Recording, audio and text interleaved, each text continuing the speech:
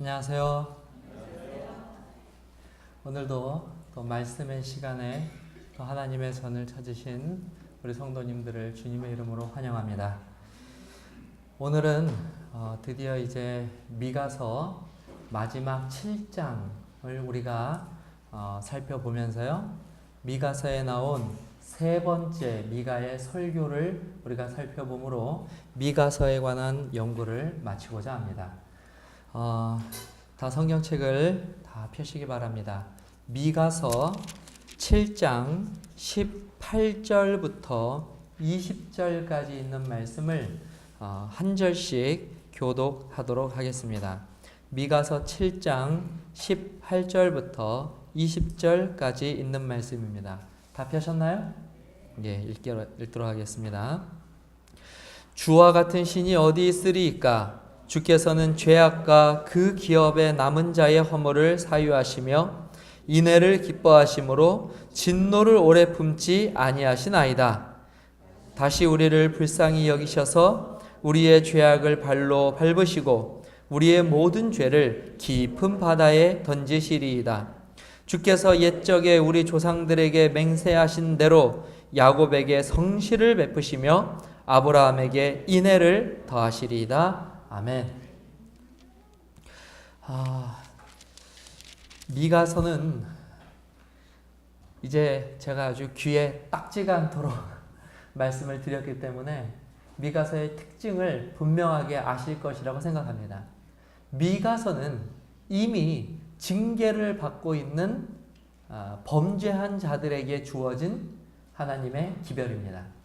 징계를 받기 전에 일반적으로 하나님의 권면이 주어지는 것과 달리 미가서는 징계를 받아야 할, 또 받을 수밖에 없는 이미 죄로 인하여 그들의 이 징계가 결정된 자들에게 주어진 메시지입니다. 그런 이 미가서임에도 불구하고 이 미가서가 징계로 끝나는 것이 아니라고 하는 사실에 우리는 다시 한번 하나님의 그 크신 사랑을 느끼게 되는 것입니다. 우리 한번 따라해 보겠습니다. 징계와 심판은 다르다. 징계와 무엇은 다르다고요? 심판은 다릅니다. 소돔과 고모라는 징계를 받았습니까? 심판을 받았습니까? 소돔과 고모라는 심판을 받았습니다. 그들에게는 또 다른 기회가 주어지지 않습니다. 그러나 징계는 항상 무엇을 수반하냐면 기회를 수반합니다. 비록 그들이 맞을지라도 여전히 그들이 하나님께로 돌아온다면 하나님께서는 그들을 언제든지 받아주실 그와 같은 약속이 유효한 것, 그것이 무엇이냐면 바로 징계입니다. 때때로 그리스도인들이 그들의 관영한 죄악으로 인하여 하나님의 특별한 목적을 가지고 이와 같은 징계를 받기도 합니다. 한번 말씀드린 적이 있는데요. 제가 고등학교 때 저희는 매 수요일에 이렇게 체풀을 하였습니다. 수요일 오전에 이렇게 체풀을 하였는데요. 이 체풀 시간이 되면 우리 학생들이 개구장이들이 많기 때문에 또 친구들 중에 짓궂은 아이들이 많기 때문에 항상 이 친구들이 예배에 집중하지 않고 어떻게 하면 그 당시 용어로요, 예배를 땡땡이 칠 수 있을까? 이 학생 때에는 그것이 가장 큰 아이들의 이 숙제였습니다. 하루는 저희 반에 이 반장이 있었는데요. 여기서 이름을 거론하면 저희 태능교회 설교는 녹화가 되기 때문에 혹시 또 제 친구들이 보고 또 그 친구에게 또 이야기할까봐 이름까지는 거론하지 않겠습니다. 제가 사적인 자리에서는 이름을 이야기했었는데요. 네. 저희 반에 반장이 있었어요. 아주 덩치가 크고 카리스마가 넘치는 친구였습니다. 이 반장이 이제 그날도 예배를 드려야 하는데 머릿속에 어떻게 하면 이 예배를 소위 말해서 땡땡이를 치고 우리 친구들의 이 영웅이 될 수 있을까? 그것을 고민하였던 것 같아요. 그래서 목사님의 설교가 시작되고 조금 시간이 지났었을 때입니다. 제가 바로 그 뒷줄 옆에 앉아 있어서 저는 그 장면을 보았어요. 그 반장이 어디 앉아 있었냐면 저희 예배당 그 창문이 있는 쪽에 가서 앉아 있었는데요. 저는 그 뒤에 앉아 있었고요. 목사님께서 이렇게 설교를 하시다가 본문을 보시려고 고개를 탁 숙이는 그 순간에 이 친구가 말이죠. 얼마나 몸을 날쌔게 말이죠. 날려서 옆에 있는 창문으로 몸을 던지는 겁니다. 와, 그 순식간에 일어났어요. 아마 대부분의 선생님들은 그것을 보지 못하였을 것입니다. 또 실제로 못 본 것 같아요. 네. 그 친구가 이 목사님께서 본문을 찾기 위해서 고개를 딱 숙이는 그 타이밍을 놓치지 않고 옆에 열려져 있는 창문으로 몸을 던졌어요. 탈출에 성공한 것입니다. 예. 그래서 제가 이렇게 뒤에 보고 있다가 우와! 그랬어요. 야, 그 당시에는 말이죠. 그 친구가 그렇게 멋있어 보일 수가 없어요. 네. 그 친구가 탁 그걸 탈출해서 속으로 말이죠. 우와! 그랬어요. 그런데 아니다 다를까 몇 초 지나지 않아서 그 친구가 뛰어나간 그 창문에서 어마어마한 고함 소리가 들리는 것입니다. 으아! 그러는 거예요. 예배를 드리다 말고 목사님의 설교가 중단되었고요. 선생님들이 이 소리의 근원지를 찾아서 뛰어나가기 시작했고요. 저희들처럼 그 반장이 거기를 넘어간 것을 본 친구들은요, 정확하게 그 반장이 뛰어넘어간 창문가로 일제히 모였습니다. 도대체 무슨 소리인가? 사실 그런데 그 떨어지는 그 폭은 그렇게 높지가 않아요. 그냥 앉아 있어도 창문이 옆에 이렇게 보일 정도고요. 뭐 그 폭은 고등학교 학생이 넘어가기에는 아무런 문제가 없는 폭이었습니다. 무슨 일인가 하고서 탁 갔는데요. 이 친구가 바닥을 내걸내걸내걸 구르면서 소리를 지르는 거예요. 뛰어넘는 것까지는 성공했는데 뛰어넘어가 보니 거기에 화단이 있었고요. 그 화단에서 사실 그 벌도 참 불쌍해요. 평화롭게 꿀을 빨다가 어디서 갑자기 덩치 큰 놈이 그냥 공중에서 떨어져서 자기의 이 꽃밭을 뭉개니까 말이죠. 화가 나서 이 친구에게 달려들어서 이 친구가 벌에 쏘였어요. 그래서 소리를 지르는 겁니다. 우악! 하고 말이죠. 제가 잊지 못하는 거는 이 친구가 소리를 지른 장면이 아닙니다. 정확히 그 다음 주 채플, 수요일 채플에 목사님 대신에 이 친구가 서는 거예요. 그리고 학생들 앞에서 눈물을 흘리면서 간증을 하는데 제가 잊지 못합니다. 그 간증을. 충격적이었어요. 그 당시 제 믿음과 제 나이에게 있어서는 정말 충격적이었어요. 그 친구가 간증을 이렇게 했습니다. 하나님은 살아계십니다. 제가 예배 때 이 예배를 땡땡이 치고 창문으로 돌아왔었는데 하나님께서 누구를 보내가지고요? 벌을 보내서 즉시로 나를 징계하셔서 살아계신 하나님을 보게 하시고 그 앞에서 막 눈물 콧물이 돼서 막 이 친구가 간증을 하는 거예요. 다시는 하나님 앞을 떠나지 않겠습니다 하는데 제가 들어봤을 때 가장 큰 아멘 소리가 나왔어요. 정말 잊지 못할 간증이고 생각입니다. 저는 아직까지도 의문입니다. 그것이 정말 하나님의 징계였는지 아니면 우연히 그렇게 된 것인지. 그러나 분명한 것은 그 친구는 지금까지도 그것을 하나님께서 그를 바른 길로 인도하여 주실 하나의 작은 징계였다고 믿고 있을 것이 확신합니다. 네, 확실합니다. 오늘 저와 여러분들에게 혹시 하나님의 징계가 있습니까? 우리는 모르죠. 다른 사람은 모릅니다. 내가 얼마나 다른 사람이 모르는 죄악을 짓고 있는지, 내가 하나님께 정말 벌을 받을 만큼 그렇게 반복되어서 계속되는 빠져나오지 못하는 그런 죄악이 나에게 있는지 다른 사람은 나를 볼 때는 알지 못할지도 모릅니다. 그런데 누구는 알아요. 늘 동일한 죄를 반복하면서 나의 양심의 그 찔림, 성령의 호소를 듣는 나는 알고 있습니다. 그 죄악을 그쳐야 하는 것을. 그러다 하나님께서 우리에게 무엇을 허락하시면요? 징계를 허락하면 그때서야 우리는 이것이 하나님께서 정말 원치 않는 일이구나 라고 여기게 됩니다. 그런데 그때 정말 꼭 기억하게 되시기를 바랍니다. 하나님의 징계는 다시 말씀드립니다. 무엇이 아니라고요? 심판이 아닙니다. 벌에 쏘이는 순간 무엇 해야 돼요? 즉시로 누구에게 돌아와야 됩니까? 하나님께로 돌아오는 것이 맞아요. 그것이 하나님께서 의도하신, 그리고 하나님께서 오늘 우리에게 심판하지 않고 징계하시는 이유입니다. 너희는 살라. 무엇이 되어도요? 피투성이가 되어도 살라. 그것이 우리 하나님께서 오늘도 우리에게 생명을 주시면서 우리의 큰 죄악을 깨닫고 돌아오게 하게 하시는 하나님의 그 위대한 은혜의 섭리입니다. 은혜의 섭리예요. 오늘 우리가 하나님의 그와 같은 혹 징계를 받는다고 한다면 우리는 속히 그분에게로 돌아가야 합니다. 그런데 참 안타깝게도 어떤 이들은 하나님의 이와 같은 징계를 받고도 하나님께로 돌아가기보다는, 오늘 오전에 박진수 선사님이 설교하실 때에 이 징계받는 자의 이 두 가지 유형에 대해서 말해 주었어요. 첫 번째 유형은 징계를 받으면, 우리 박진수 선사님이랑 저랑 똑같은 성격이 하나 있더라고요. 저도 여러 번 우리 구역반 할 때 말씀드렸지만, 저는요, 저희 어머니께서 저를 징계하실 때에는 몽둥이만 드는 소리만 나도 저는 벌써 빌고 있습니다. 이게 제 성격이에요. 정말 희한하게도 오늘 박진수 선생님이 그런 성격이래요.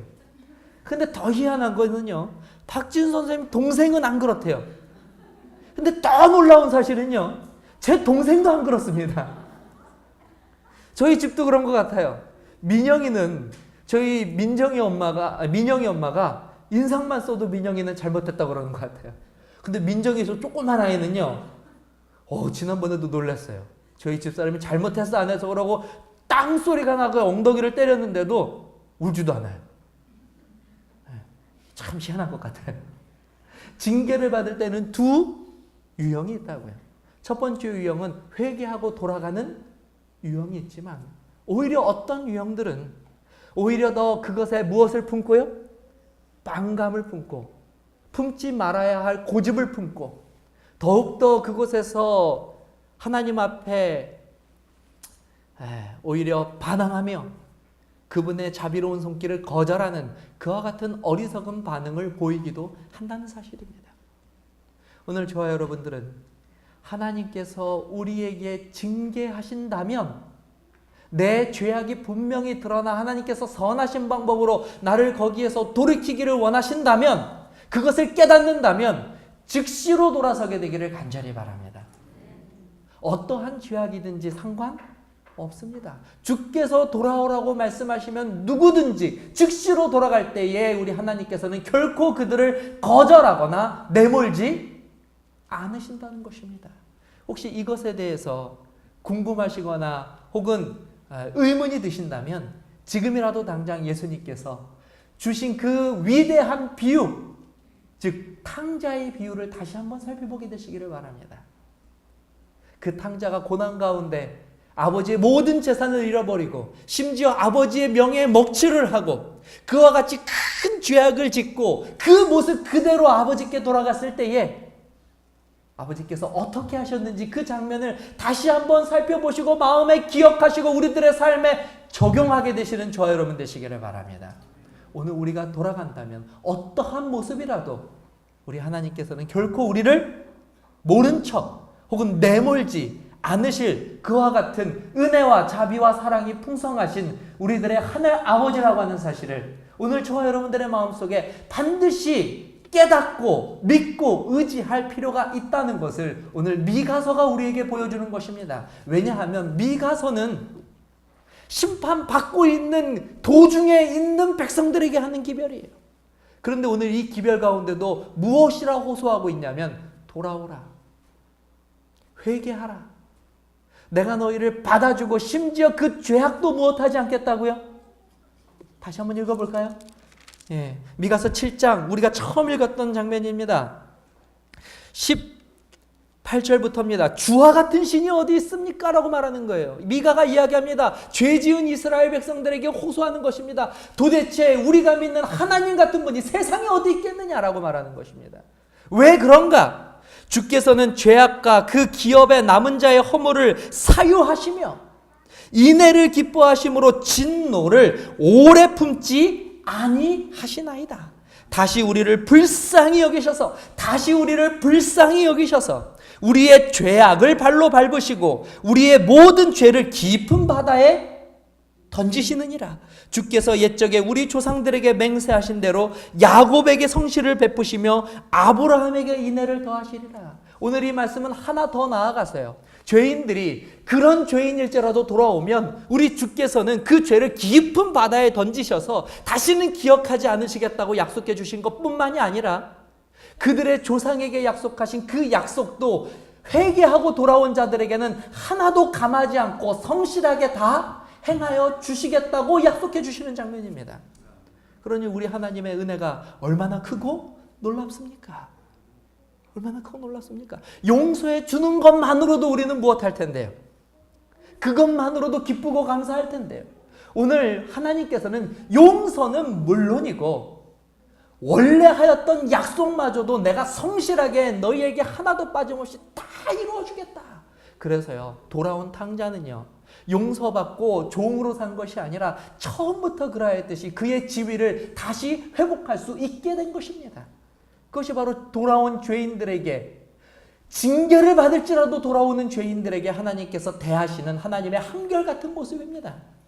누구에게도요? 저와 여러분들에게도요. 그러므로 우리가 이토록 귀한 하나님을 믿고 살아가고 있다고 하는 것은 얼마나 기쁘고 감사한 일입니까? 오늘 이 기쁘고 감사한 이 일로 인하여 크게 기뻐하게 되시기를 간절히 바랍니다. 우리가 믿는 하나님이 그런 하나님이에요. 그래서 우리도 미가와 같은 고백이 우리의 입에서 진실하게 나와야 합니다. 도대체 이런 하나님이 어디 계신가? 도대체 이런 분이 존재할 수나 있는가? 그런데 그런 분이 실제로 계시다. 이것이 미가서의 주장인 것입니다. 이것과 관련하여서 우리 성도님들께 조금 또 말씀을 드릴 일이 있습니다. 자, 우리가 일반적으로 회개라고 하는 것은 무엇이냐면 우리가 얼마나 큰 죄인인지에 대해서 고백하는 것입니다. 그렇죠? 그것이 회개입니다. 이것을 고백하지 않으면 그 누구도 하나님께로 돌아올 수 없습니다. 그러므로 회개는 내가 얼마나 죄인인지를 그것을 깨닫고 고백하는 것입니다.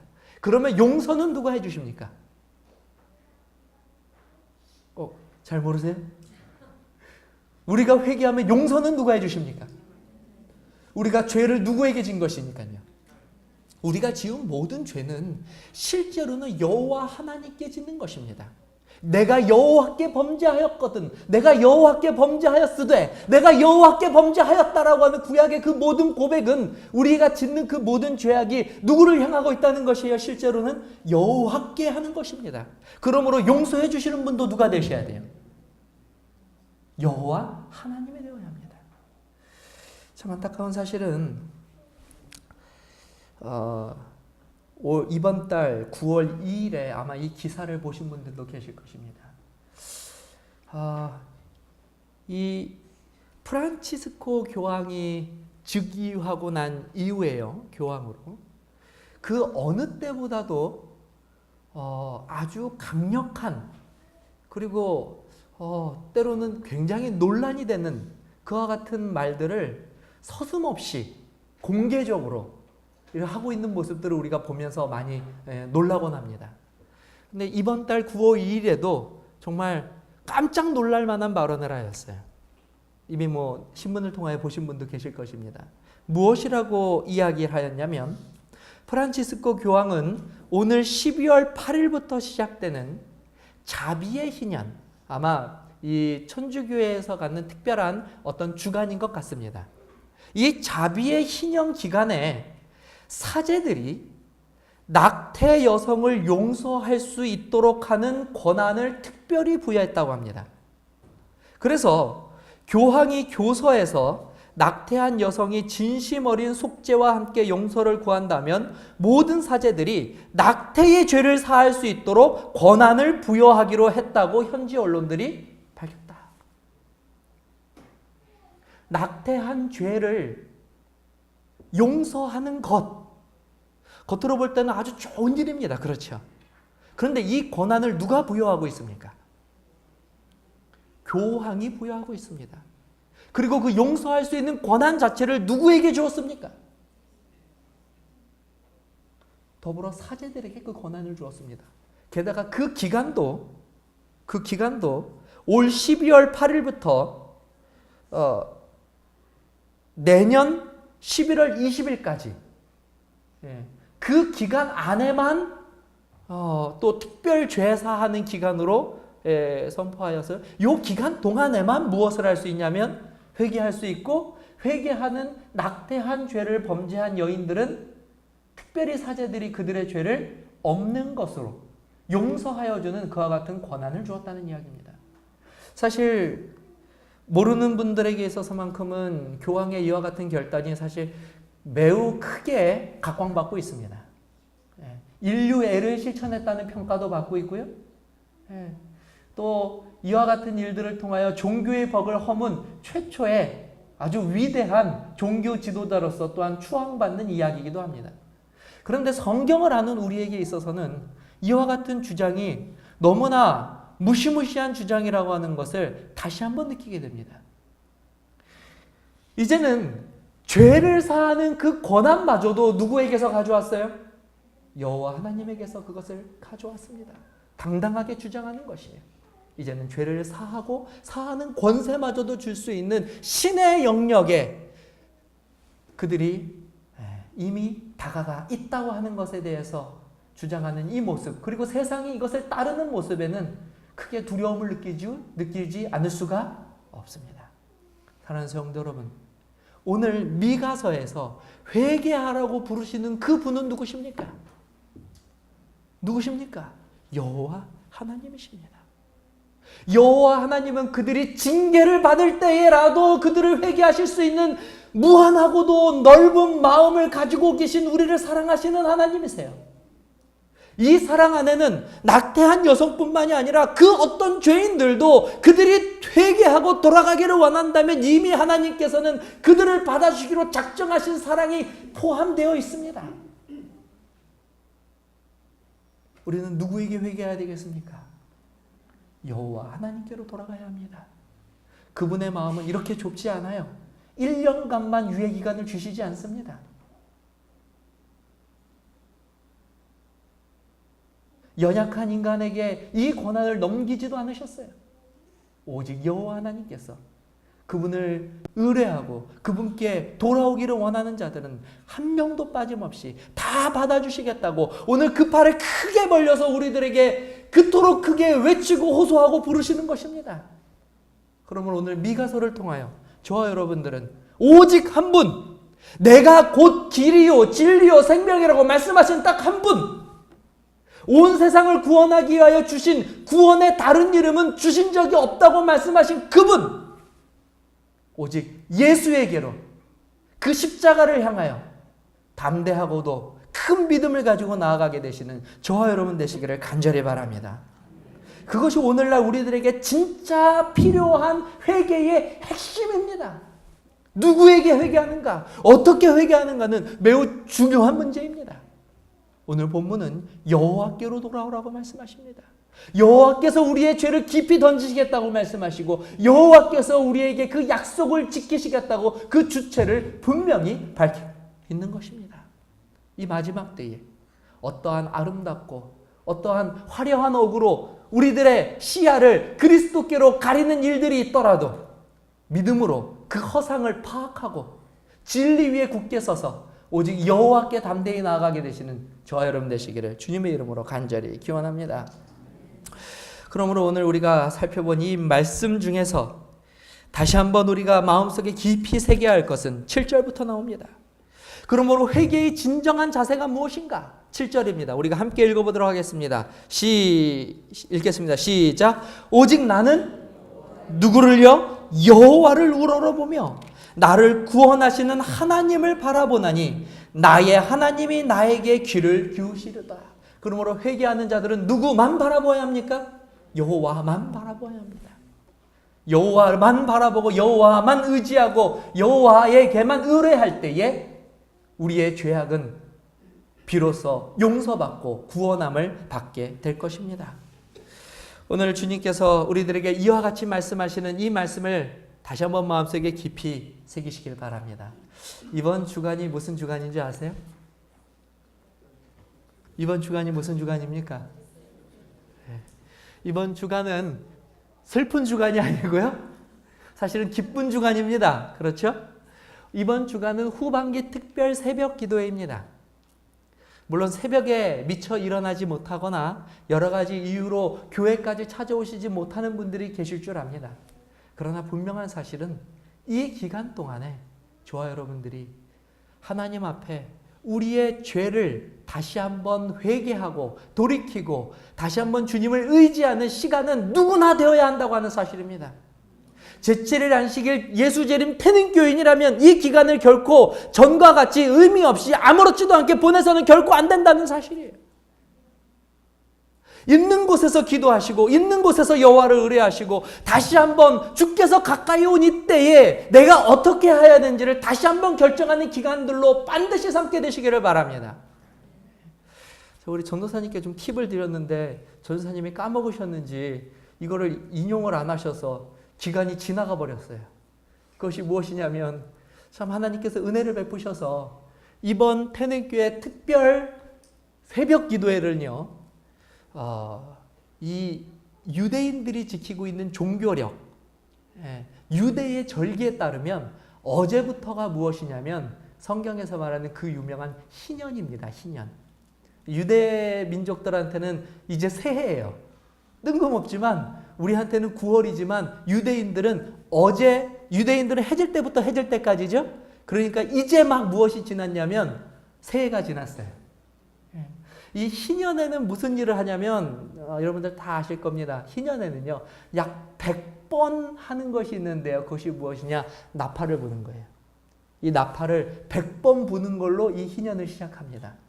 근데 이 나팔을 왜 불까요? 우리가 어느 때 나팔을 붑니까? 이미 성경 공부를 통해서 많은 분들이 아시죠? 나팔을 왜 불죠? 승리의 기념으로도 불고요. 또요.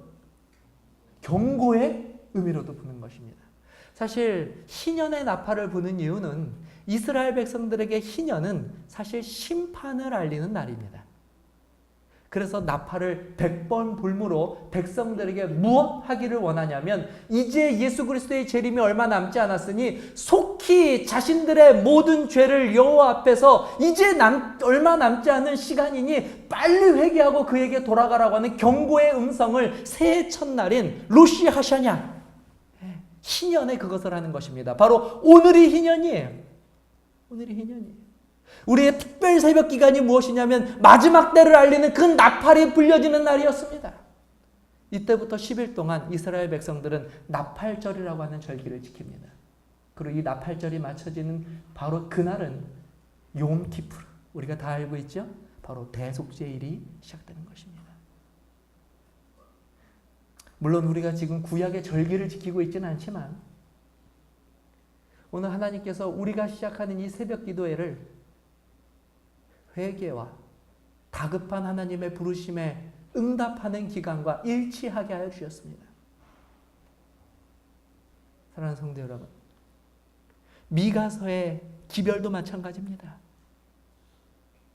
그들은 징계받고 있습니다. 더 이상 남아있는 기회가 없습니다. 지금 돌아가지 못하면 돌아가지 못하는 거예요. 오늘 저와 여러분들이 내일 예수 그리스도를 만나는 그와 같은 절박한 심정으로 이 기간에 하나님 앞에 무릎으로 나오게 되시기를 간절히 바랍니다. 미가서의 기별이 바로 그것입니다. 오늘 우리가 주님 앞에 회개하자. 여전히 우리를 찾고 부르시는 그분 앞에 나아가자. 그러면 그분은 우리를 반드시 받아주게 될 것이다. 오늘 이 미가의 기별을 저와 여러분들의 마음속에 새기시며 이 한 주간의 특별한 기도주일이 큰 은혜와 큰 영적 성장을 불러일으키게 되시는 시간이 되시기를 간절히 바라며 오늘 말씀을 마치도록 하겠습니다.